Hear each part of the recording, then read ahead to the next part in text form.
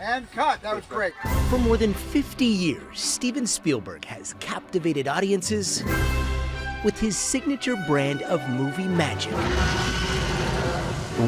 creating films that have changed the landscape of Hollywood forever. You're gonna need a bigger boat. And pushing the bounds of what we thought was possible.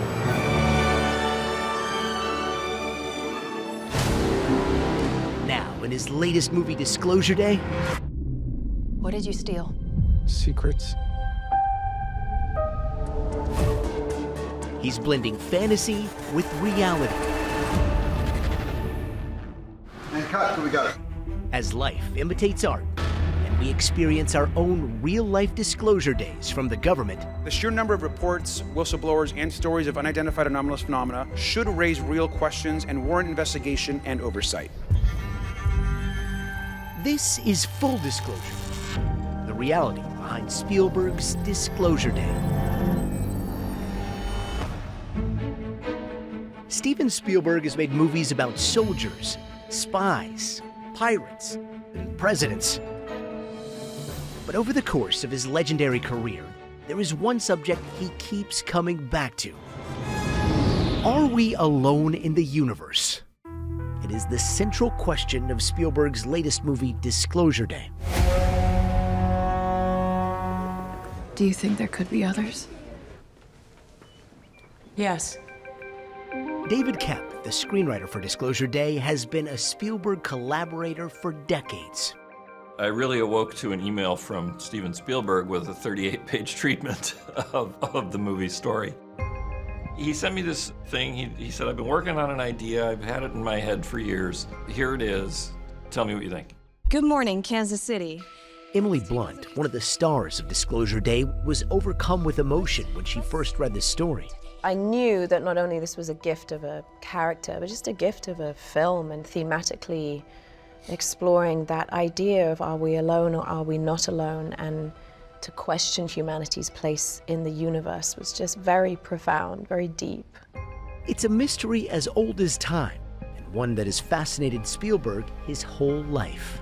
Just a deep interest in the unknown becoming the known. I've always, ever since I was a kid, I was fascinated with the sky and what's up there. We dug back in our archives, and his story hasn't changed in 5 decades. I used to camp a lot with my folks under the stars, and I've been a stargazer ever since I was maybe 7 years old. Did you ever see? In fact, he was so mesmerized by the sky that one of his first student films was about pilots. That early experimentation helped Spielberg become Hollywood's youngest ever director with a major studio deal. And within a few years, he was a household name with the release of the first summer blockbuster, Jaws. 50 years later, Disclosure Day promises the same kind of thrills. This 79-year cover-up of the truth has to end. And we're being thrust into this place of this unknown, but hopefully we'll hold hands together and we'll take a leap of faith. Spielberg's follow-up to Jaws was a landmark in science fiction. Close Encounters of the Third Kind. You know, it took me a lot of years to suddenly realize that what I really wanted to do was A movie about benevolent space, not a movie about, hostile visitors. Like Disclosure Day, Close Encounters was born out of Spielberg's desire to try to explain the unexplainable. I'm frustrated because I'd never really seen something that I couldn't explain, and maybe out of this frustration, out of a belief that there is life in the universe, I wanted to make a picture about the UFO phenomena. Close Encounters was the first time the subject matter was taken seriously in a contemporary sense. In the late 70s in Close Encounters, the question was, hey, I think maybe the government's lying to us. Not just in Close Encounters, but a bunch of movies from that era. Because we've been through Watergate, Vietnam, we wondered, gee, maybe they're lying to us. In 2026, we know they're lying to us. Now we want to know why and what is the truth. Close Encounters was a critical and commercial smash, nominated for 8 Academy Awards, including Best Picture and his first nomination for Best Director. It was also released the same year as another influential sci-fi movie, Star Wars. My friend George Lucas was fascinated with what's out there, because Star Wars doesn't take place here, it takes place what's out there. And I always thought, no, I love those movies, but I'm more interested in what is going on from out there to here. And that's where my science fiction stories kind of focus on visitations. 3 years later, when Spielberg was making one of the greatest action-adventure films, space was still a fascination. Shooting Raiders of the Lost Ark in the Sahara Desert. And I remember at night going out, it was just beautiful up there. And I remember thinking the story, putting the pieces of E.T. together during those moments in between shots on Raiders. I have with me here Steven Spielberg, the man who made the movie Jaws, and more important, I guess, for our purposes today, the movie Close Encounters of the Third Kind. Here's Spielberg in 1981 witnessing advances in human space travel at the launch of the space shuttle Columbia. How does the reality here compare to your fantasies? This is a reality which is much more expensive than my imagination. This is the best kind of reality because it's going to get the space program back on both feet and right into the 21st century. So it's really a rather remarkable day. Liftoff of America's first space shuttle. Remarkable and inspirational. Is there things you've seen here that's going to maybe influence what you do in the films in the future? Well, I think what's really influential here is the enthusiasm. It's really great to know that there are so many people who believe in getting off Earth for various scientific or even fantasy reasons, and it reinforces my belief in science fiction even more. And just a year after NASA's first orbital shuttle launch, Spielberg introduced the world to a visitor from another planet. E.T. Home phone. Close Encounters was at its heart, I think, a family drama, and of course, being the late 70s, about a government conspiracy. E.T. is another family drama, but it's a deeply emotional story. I thought this was going to be my small personal film, and I would quietly, be proud of it for the rest of my life and have it under my arm and show it to people who I could force into theaters to see this picture. I'm very happy that it's reached out to so many people. E.T. became the top-grossing movie in Hollywood history and held that title for more than a decade.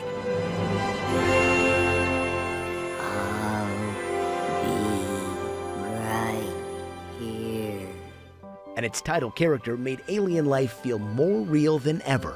You personally believe in intelligent life in space? Absolutely. I think that as we sit here and speak, right now, there is the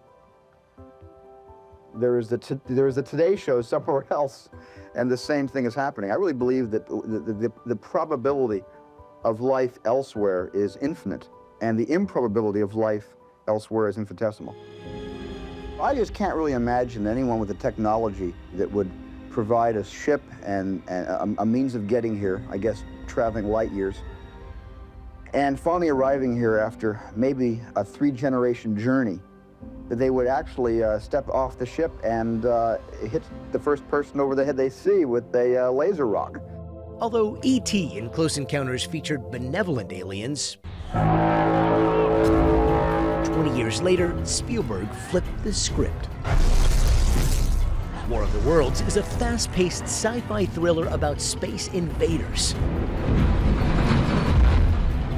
War of the Worlds was great fun. That was They're Coming to Get Us. What happened to us? And this, I think, grows out of its own times. Oh my God! It's a breathless chase, this movie. And he wanted to start in the middle of that chase and go.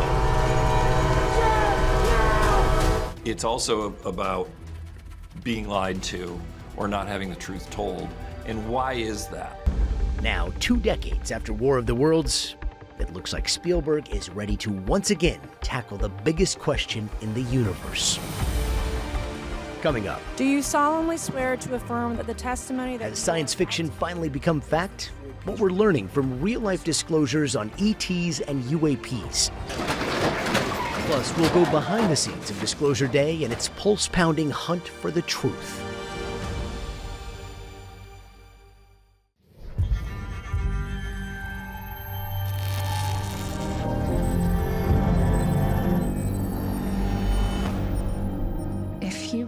found out we weren't alone. If someone showed you, proved it to you, would that frighten you? From the big screen Do you solemnly swear to affirm that the testimony that to Capitol Hill, I do not have an explanation for what this specific object is. there seems to be a universal quest to finally answer, are we alone? Are they people?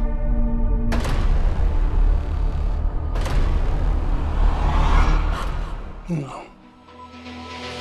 The new movie Disclosure Day is being released at a time when more and more people are open to the idea that there may be life beyond Earth, including some of the most powerful people on the planet. Are aliens real? They're real, but I haven't seen them, and they're not being kept in, what is it? Area 51? Area 51.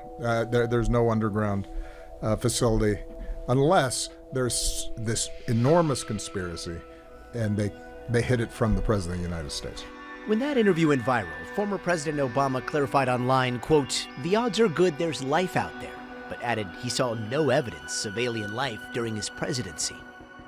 In recent years, even Congress has taken on this existential inquiry, looking at unidentified anomalous phenomena, UAPs, or what used to be called UFOs. Do you believe, just for the record, that the federal government, any part of the federal government, is knowingly concealing evidence about UAPs from the public? Yes, sir. 100%. We had already started working on the story, and then those hearings took place. You've stated that the government is in possession of potentially non-human spacecraft. Based on your experience and extensive conversations with experts, do you believe our government has made contact with intelligent extraterrestrials? Something I can't discuss in public setting. We were watching, and the sense of congruent timing was overwhelming. Disclosure was starting to occur while we were talking about a movie about disclosure. If you believe we have crashed craft, do we have the bodies of the pilots who piloted this craft? As I've stated publicly already in my News Nation interview, biologics came with some of these recoveries. Were they, I guess, human or non-human biologics? Non-human, and that was the assessment of people with direct knowledge on the program I talked to that are currently still on the program. The paradigm was shifted once the world saw that actual Navy pilots and Air Force pilots and people in Congress, senators, Capitol Hill was taking an interest. Congress was starting to take an interest in this. Decades ago, we would have reports of alien sightings, of alien abductions, and the sources tended to not be people who you would lend high credence to. It tends to be testimony driven, or images of fuzzy lights in the sky, this sort of thing. Beginning, I guess, it was 2017, with the release of the Navy pilot descriptions of the infamous Tic Tac on a monochromatic screen, and follow that a few years later by testimonies in Congress by whistleblowers and ex-military and ex-intelligence officers. So you can't write off any longer any possibility that these people are crazy or were deluded. Previously, it was housewives, truck drivers. They saw something in the sky, but that's it. Now we have videotapes from the Air Force, from the military, and scientists see this as a treasure trove of documents that may once and for all settle the whole debate. And good morning, Kansas City. In preparation for Disclosure Day, star Emily Blunt turned to hearings and testimonials for inspiration. I had never gone down the rabbit hole of looking at every congressional hearing that's taken place, every documentary, docuseries, everyone who has had a genuine experience.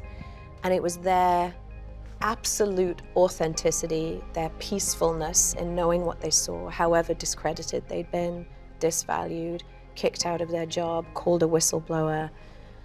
I think that it was just this resonant peacefulness that they know what they saw, they've been ever shifted by it, and it just became inarguable to me. So I became invested in them, in the people who'd had these experiences. And after decades of stigma, the sudden push for transparency became part of the national conversation. I've interviewed people, my first term primarily, but I interviewed some pilots, very solid people, and they said they saw things that you wouldn't believe.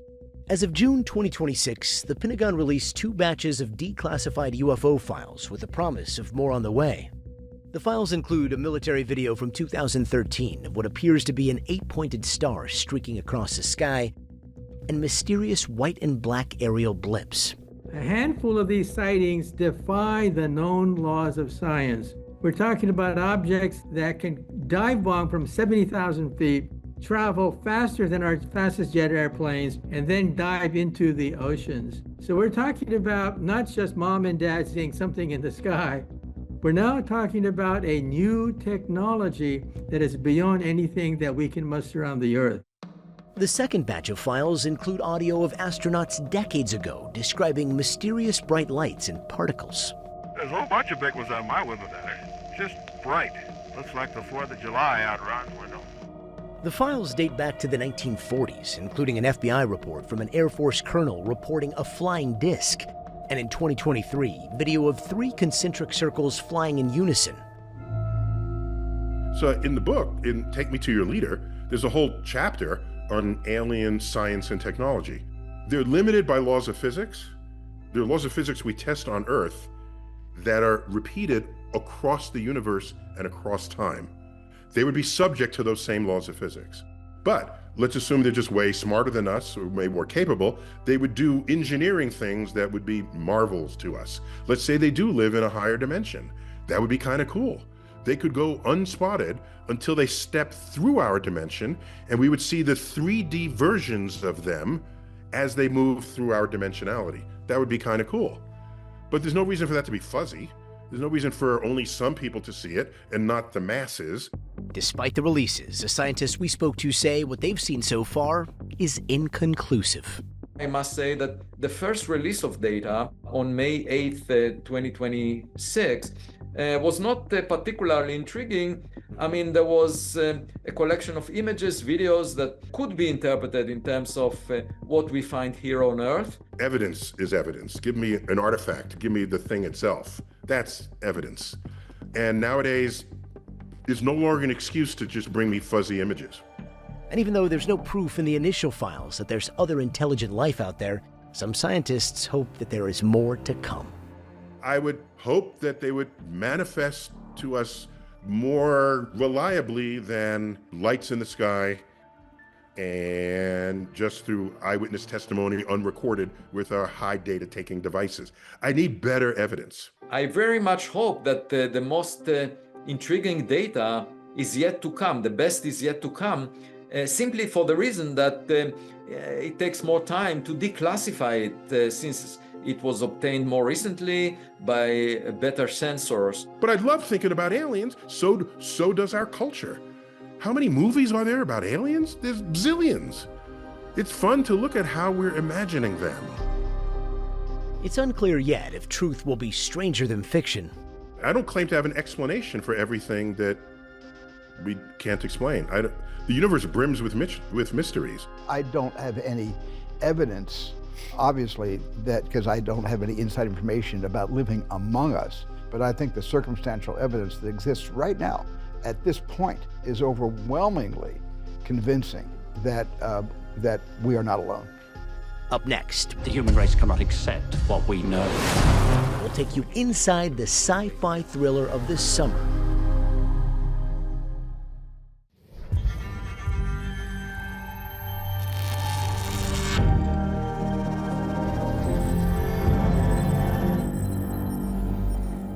This all stops. Now. What are you gonna do? Full disclosure to the whole world, all at once. Disclosure Day from NBC's sister company Universal Pictures is Steven Spielberg's big return to science fiction. It is about the biggest news event in the history of humankind. And if these characters are successful in getting these secrets released to the global public, then the whole world is going to change. And the suspenseful part of our film is, are they really going to be able to get to the newsroom? Are they really going to be able to disseminate the truth? What happened to us? Oh my God. Who is it? When I first met Steven, the description of the movie was two people that don't know each other or think they don't know each other being pulled together, and the film is about uniting them. And linked by something in their Linked past. by something in their past, A shared experience they didn't realize they had. Actor Josh O'Connor, star of Challengers in The Crown, plays Daniel Kellner. You gotta take this. And for God's sake, Jane, don't touch what's inside. Go, go. Steven and I talked really early on about him just feeling like he's just rolling with it. O'Connor's character shares a mysterious bond with Margaret Fairchild. But you know. I mean, you've been driving like a maniac the last few days, you know. How did you know that? A TV meteorologist played by star Emily Blunt. Good morning, Kansas City. Let's take a look at today.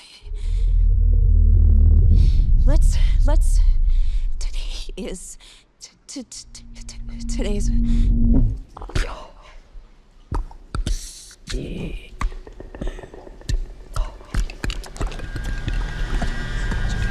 We had many chats about what it should sound like. He said, I think it should sound kind of mathematical and not terrifying. Right. Like there's a warmth, there's something to convey, there's a message. It will be overwhelming for people and it will be odd, but I don't want it to be scary. That's really good.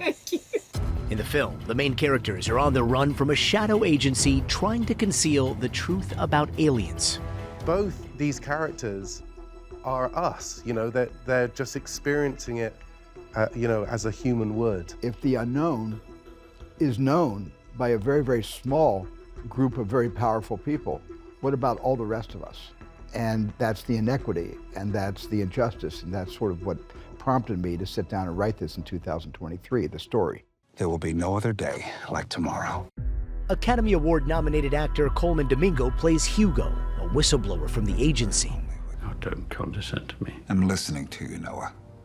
Something I've learned quite a bit about. From your friends? Yes. They regard empathy as an evolutionary advantage, as the foremost evolutionary advantage. I think the thing that Steven was laying out for Hugo, my character, is that he's got a deep sense of empathy, and he carries that with him. He knows more than most people in the film, and he's patient, and he's kind, and he really believes in the possibility of inviting others into the experience. The movie is a heart-stopping supernatural action thriller. It's also emotional and profound. You cannot talk about extraterrestrial life without talking about God. I'm not entirely sure why that is, but I believe it's because they are both fundamental belief systems. Does God love us? I don't mean does he love us. I know he does. Does he love only us? Because Genesis says that we're his supreme creation, but do you think it's possible that... On Earth. What? Genesis. It says we are God's supreme creation on Earth. I really believe that an audience experience invites what this film is all about, which is how do we get our communities back together again? What do we do about finding common ground? And movies are the place where you can share an experience, whether you agree with each other or not, it's common ground. This is the fourth time he's explored this subject matter. And what I think is really cool is that every time it's been in a different style, in a different aspect of it. Disclosure Day, the culmination of Hollywood's most successful director's incredible career. A film of suspense and wonder. I think in many ways it's a bookend to Close Encounters, informed by an additional 50 years of information and an additional 50 years of Steven's own growth and emotional maturity. This movie makes me cry. I've seen it several times and cry every time. This movie makes me cry in much the way E.T. did, so I think emotionally those two are kindred. If there's one image that would summarize his movies and worldview, it might be that boy standing in the desert under an enormous starlit sky. The truth is out there, and somebody knows the truth. And hopefully more people will know the truth sooner than later. Oh, that was the best ever. Thank you so much, guys. Beautiful, beautiful cut.